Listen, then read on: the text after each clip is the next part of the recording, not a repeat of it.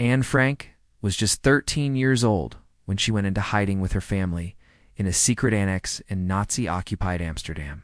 For over 2 years, she chronicled her life in a diary, writing with honesty, fear, hope, and astonishing maturity. Though she died tragically in a concentration camp, her words survived.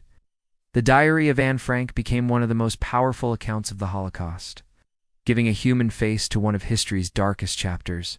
In her short life, Anne Frank didn't lead armies or change laws, but she gave voice to millions of silenced souls, and that voice still echoes through history. Anneliese Marie Frank was born in Frankfurt am Main, Germany on June 12, 1929, when Anne was 4. Her family moved to Amsterdam in the Netherlands to escape the growing anti-Semitism in Germany. Anti-Semitism had been growing in Europe for centuries.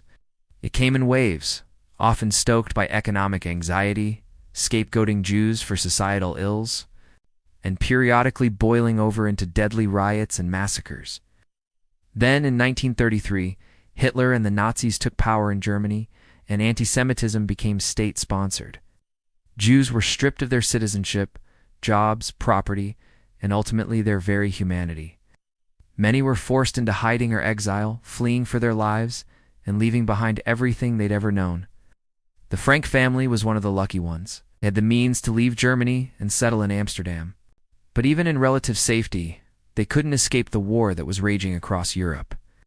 As the Nazis conquered more and more territory, the Franks knew they were in danger.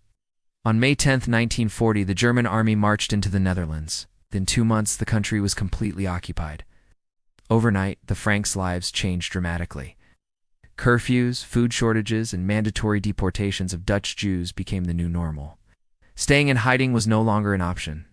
Instead, Otto Frank, Anne's father, arranged for his family to go into hiding in a secret annex behind his business. The plan was to stay there until the war was over. Little did he know, it would be the last place his daughters would ever call home. The Frank family went into hiding on July 6, 1942. This is where Anne began her famous diary. There are a few versions of this story, but let me tell you the one my mother told me. Back in those days, girls at an S age got a diary as a present when they turned 13, and that's what happened to Anne too. She got a diary from her father. He gave it to her on her 13th birthday, June 12, 1929. Inside the diary, Anne found a letter from herself, which reads like this. I'm going to write down everything here. What I think, what I feel. It will be my best friend, and I will pour out my soul to it. On the first page of her diary, Anne wrote, I have a diary now. I can't say anything more. Kitty, how I wish you were here. So Kitty is the name of Anne's diary. Anne also wrote, how I wish I had someone to talk to who really understood everything, who could help me.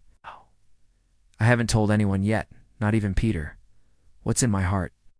I've been so used to holding everything inside me that I've learned to keep my mouth shut. But now I have Kitty, and maybe I'll soon find a real friend too.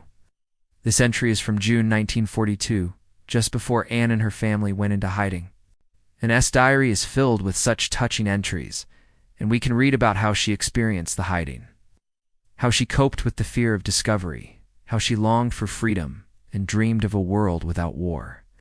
It gives us a glimpse into the mind of a young girl, maturing amid unimaginable circumstances. Anne's thoughts and feelings about everything around her are so innocent and natural, like any other teenage girl. We read about the silly and serious things that concerned her, her schoolmates, the parties and dances she'd been to, the books she'd read, the movies she'd seen. But there are also entries about the increasing dangers of living under the occupation, about the arrests and deportations of Dutch Jews and the family's decision to go into hiding. In one of the earliest entries after they went into hiding, Anne wrote, July, almost 5 weeks in hiding. It's hot and stuffy in the office and very quiet in the house. All the family are rather tense. Father is busy with the firm's accounts. Mother spends all her time preparing food. Margot has her nose in a book. I spend mine by the window watching the street. I dream of the time when I can go out again, walk through the streets of Amsterdam, go to a movie or dance. But then I wake up and realize it's all nonsense. I pull myself together and try to do something useful instead of staring vacantly out of the window all day. In another entry, she writes, "I don't want to live anymore. Why must I be different? Why must I hide? Everyone tells me I'm a good girl, that I mustn't complain, and that I'm doing well for a Jewess. If only they knew how miserable I am. How can you expect me to be cheerful and optimistic when I've been living on a diet of attic air for months?" As the war dragged on and food became scarce, the atmosphere in the annex grew tense. Supplies dwindled, rations shrank, and morale plummeted. Anne recorded it all in her diary. "We don't dare eat anything now except potatoes and carrots. And our bread is getting thinner and thinner because we use it so economically. Father eats only one piece a day, and sometimes not even that much. There isn't enough for everyone. I envy the others who get more than we do. We're all skin and bones now. I'm simply head over heels in love with Peter. I adore him. No, I'm lying. I'm in love with the idea of him. Perhaps I'm disappointed in him a bit. He doesn't pay much attention to me, though I often tease him mercilessly. He takes it badly.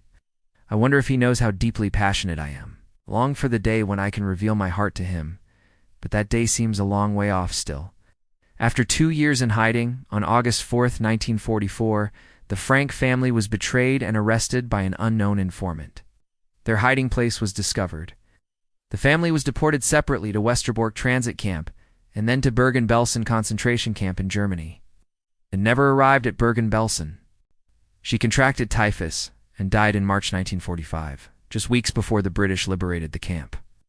Her remains were cremated, and her diary, which she had begun on her 13th birthday, was found by a British soldier. Anne Frank was just 15 years old when she died. She left behind a legacy of hope and courage in the face of hate and intolerance.